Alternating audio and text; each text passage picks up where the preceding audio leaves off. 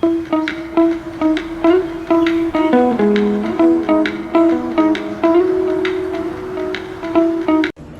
Friends, எல்லோரும் எப்படி இருக்கீங்க? நான் ஒரு நியூ சேனலில் ஆரம்பிச்சிருக்கேன். எனக்கு சப்போர்ட் பண்ணுங்கள். ஃபஸ்ட் டைம் வீடியோ போட்டிருக்கேன். சப்ஸ்கிரைப் பண்ணுங்கள், லைக் பண்ணுங்கள், ஷேர் பண்ணுங்கள். இப்போ நம்ம என்ன பண்ண போகிறோம்னா, இன்றைக்கி என்ன சமையல்னா கேரளா ஸ்டைலில் அவியல் பண்ணலான்னு இருக்கேன். அவியலுக்கு எல்லா காயும் ஒன்றாவே நறுக்கி வச்சுட்டேன். நமக்கு வீட்டில் இருக்க எல்லா இந்த காய்கறி தான் போடணும், இது போடக்கூடாதுன்னா இல்லை, நம்ம இஷ்டம், நம்ம எதை வேணாலும் போடலாம். ஸோ அது என்கிட்ட இருந்தது கேரட்டு, காலிஃப்ளவர், உருளைக்கிழங்கு, கத்திரிக்காய், சௌ இதுக்கு தக்காளி எதுவும் தேவையில்லை. தக்காளி, வெங்காயம் எதுவும் தேவையில்லை. ஃபஸ்ட்டு நம்ம அடுப்பை ஆன் பண்ணிக்கணும். அதில் எல்லா காய்கறியும் போடணும். கொஞ்சம் கருவேப்பிலை, மல்லித்தலை போடக்கூடாது, வேண்டாம், எடுத்து போடணும். கருவேப்பிலை மட்டும்தான் போடணும். பீன்ஸு, இருக்கிற எல்லா காயும், வீட்டில் இருந்த காயெல்லாம். சேனக்கிழங்கு இருந்தால் போடலாம், என்கிட்ட சேனக்கிழங்கு இல்லை. அதில் ஒரு 3 பச்சை மிளகா எல்லாம் போட்டு,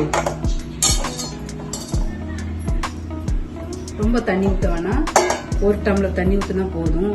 நம்ம மசாலா வேறு அரைச்சி அதில் தேங்காய் அரைச்சி போடணுமா, அதனால நமக்கு 1 டம்ளர் போதும் வேக. அதனால் 1 டம்ளர் தண்ணி, அவ்வளோதான். இதை நம்ம ஒரு விசில் வச்சுட்டு ஆஃப் பண்ணிடுவோம். அதுக்கப்புறம் நான் என்ன பண்ணலாங்கிறத சொல்கிறேன்.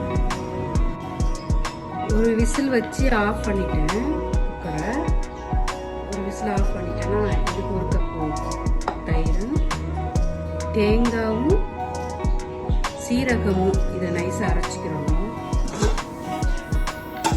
இப்போ நமக்கு இந்த காய்கறி எல்லாம் நல்லா இப்போ வெந்திருக்கு. இதை அரைச்சி அதில் ஆட் பண்ணணும். இருங்க, ஒரு நிமிஷம் அரைச்சிட்டு வரேன். அரைச்சாச்சு. இப்போ நான் என்ன பண்ண போறேன்னா, அடுப்பை ஆன் பண்ணிட்டு, ரொம்ப நைஸாக அரைக்கணும்னா இல்லை, பாதி முடி தேங்காய், ரொம்ப வேணாம், பாதி முடி தேங்காய் வந்தால் போதும். அவ்வளோதான். ரொம்ப ஈஸியான டிஷ். நம்ம ஒரு 10 நிமிஷத்தில் செய்யணும். இது சப்பாத்திக்கு, தோசைக்கு, சாதத்துக்குமே நல்லா இருக்குங்க. பசங்களுக்கு ஒரே காரமாக அந்த மாதிரி எல்லா காயும் இதில் ஆட் பண்ணுறதுனால பசங்களுக்கு, பிள்ளைங்க எல்லாம் நல்லா சாப்பிடுவாங்க. இது கூட நம்ம 1 கப்பு தயிர், தக்காளிலாம் சேர்க்கல, இல்லை, இந்த புளிப்பு நமக்கு டேஸ்டாக இருக்கும். இது கூட கொஞ்சம் தேவையான அளவு இருக்கு. இது ஒரு கொதிச்சதுக்கு பிறகு நம்ம அடுப்பு ஆஃப் பண்ணிக்கலாம். இது தாளிக்கலாம், நம்ம இஷ்டம், தாளிக்கலாம், தாளிக்காமல் இருக்கலாம். ஆனால் தேங்காய் எண்ணெய் அவசியம். தேங்காய் எண்ணெய் தேங்காய் எண்ணெய் தான் தாளிக்கணும். இல்லைன்னா தேங்காய் எண்ணெயே மேலே ஆஃப் பண்ணிட்டு, ஆஃப் பண்ணுறப்ப கொஞ்சம் தேங்காய் எண்ணெய் மட்டும் ஆட் பண்ணால் போதும்.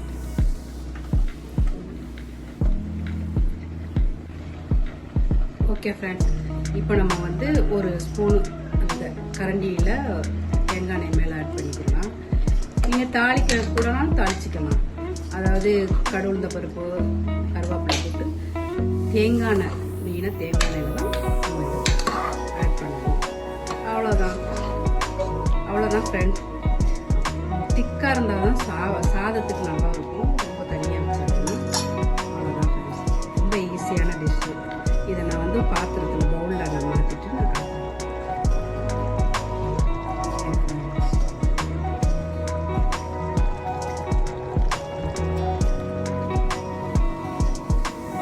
அவ்வளோதான் ஃப்ரெண்ட்ஸ். ரொம்ப ஈஸியான டிஷ். 10 நிமிஷம் அதிகபட்சமாக. Tasty, yummy. ஓகே ஃப்ரெண்ட்ஸ், பாய்.